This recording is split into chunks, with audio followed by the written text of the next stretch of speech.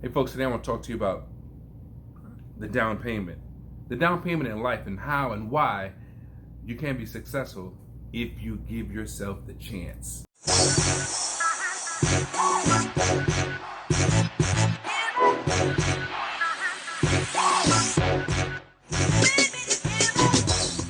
The thing is, I started thinking about the down payment to the end result.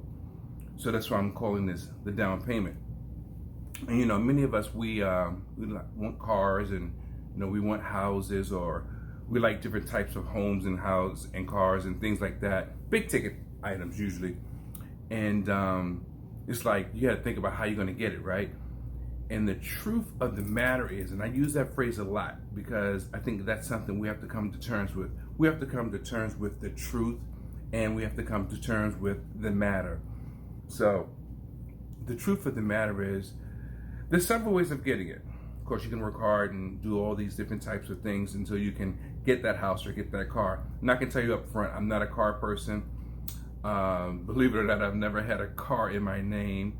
I shared a car, and of course I have driven, but I'm not a car person. And honestly, I'm really not even a house person. Now, my family has grown up. When I grew up, my family has had homes. My families today still have homes, especially in the DC marketplace, but those things were never that important to me. Whatever reason, I know I'm just cut from a different cloth, and I do not make any bones about it. It just is what it is.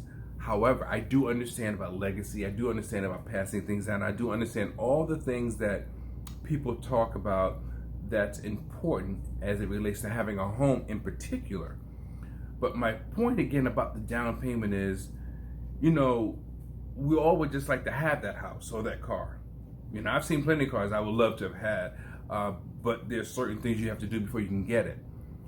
To get the house or to get the car, even with a career, to get it, you have to do certain things, right?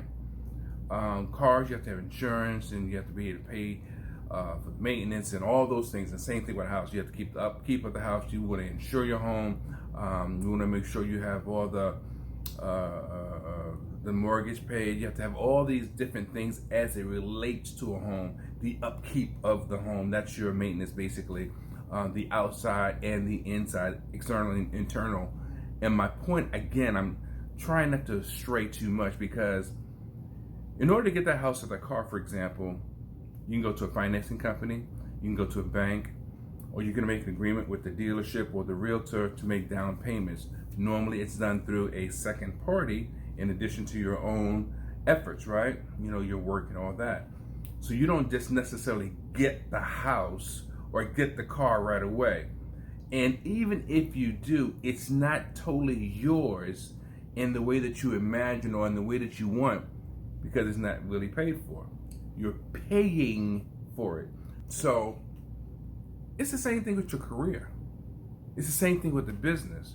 You may want the business to be done and you're successful at it, but there's dues that you have to pay. There's things you have to do to get to that point. And what do you have to do? Well, you may not be able to get the actual end result of your career or your business. You have to learn the business.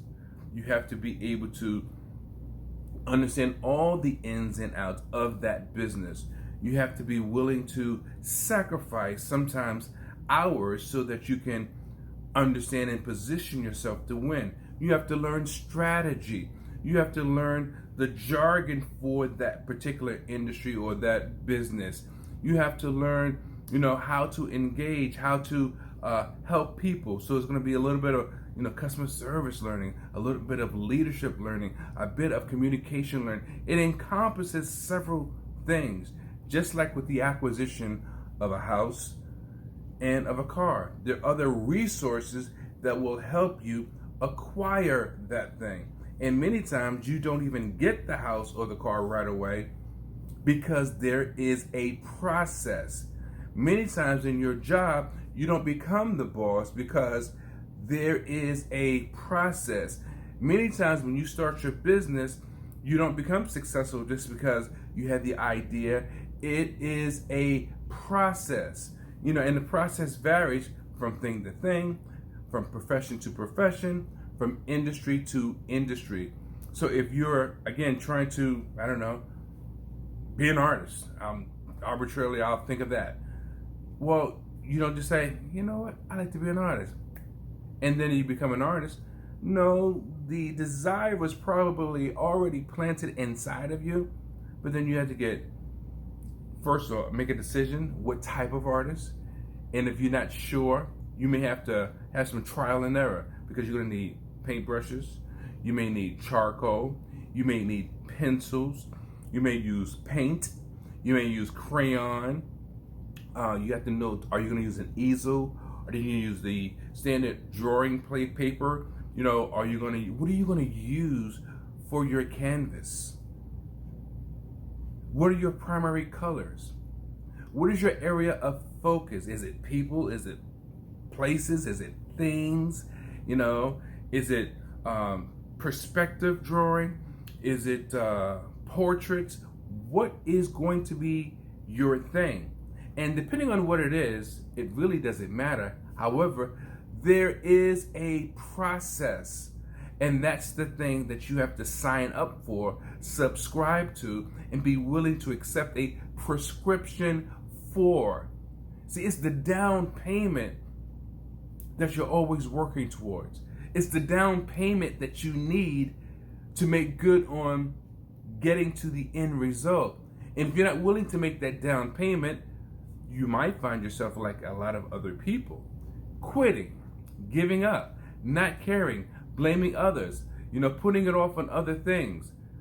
Isn't there something worth paying the price for, making the down payment for, and at least carry over your past experiences, so that when you're going for that car or you're going for that house, you realize it's the down payment that you're up against.